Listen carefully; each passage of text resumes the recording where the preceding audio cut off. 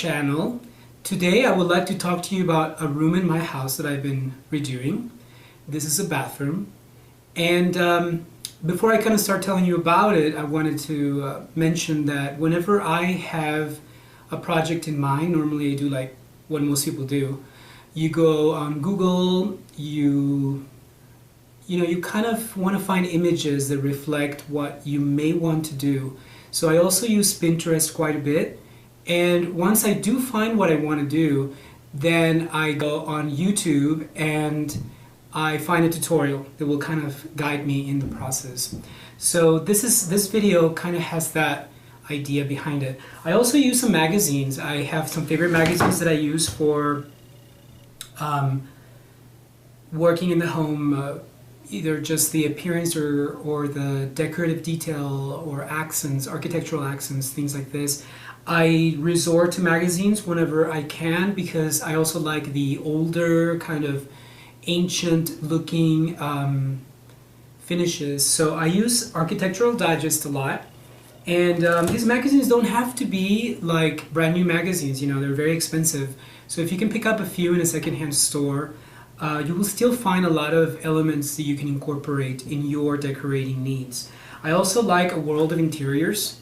This happens to be, these two magazines are past issues. Like I said, you can still find a lot of ideas from the older issues.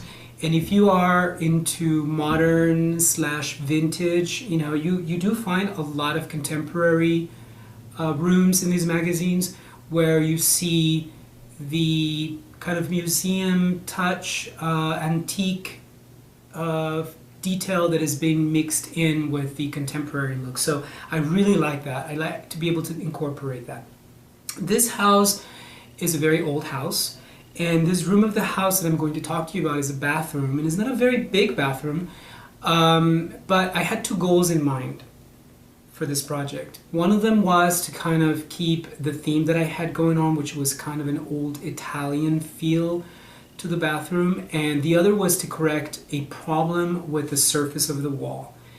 Prior to me moving into this house, there was a wallpaper in this bathroom, so when I finally got around to removing that, I revealed the imperfections on the wall. And so I had finished it. I had kind of done faux finishes in it a few years ago.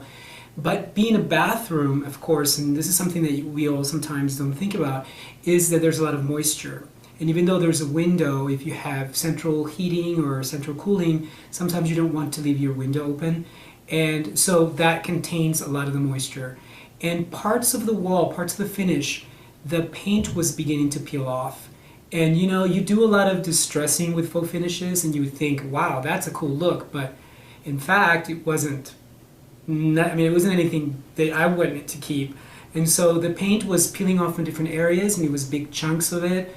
I kept looking at it for a long time until I finally got around to working on that. So I will show you the room after I decided, like I said, to think of ways that I could correct the problem and still add to the theme of the Italian, sort of old Italian or Venetian appearance.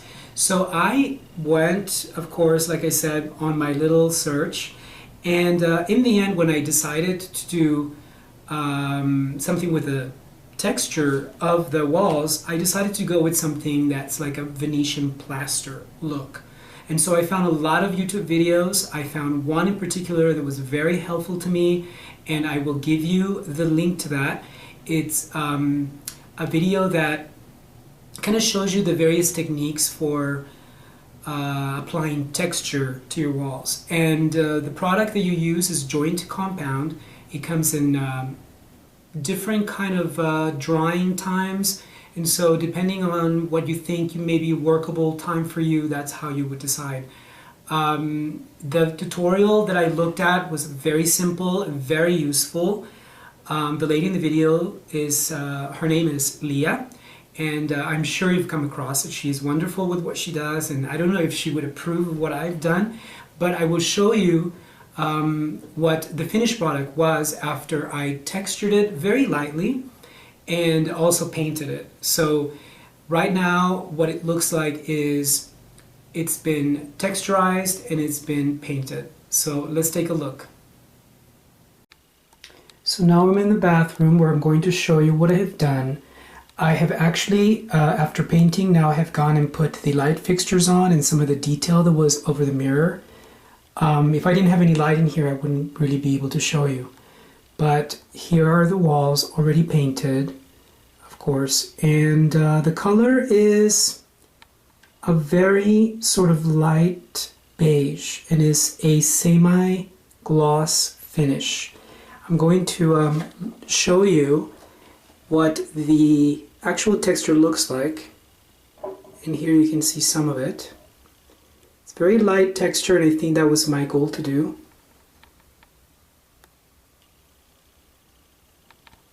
On the right side of the mirror you can also see some of the texture. The lighting is not the best, and I will kind of close up so you can see a little bit. It's a very thin layer of it, and what's going to happen is you're going to find what works for you. I think for a trial and error this has turned out to be, I'm kind of happy with it, so I think it works for now, and I think it solved a lot of the problems, which was the main reason why I wanted to do this. What I would like to do next, because this bathroom still kind of requires a little bit more to do, perhaps with the shower area, perhaps with the ceiling area, is kind of go back and paint the molding.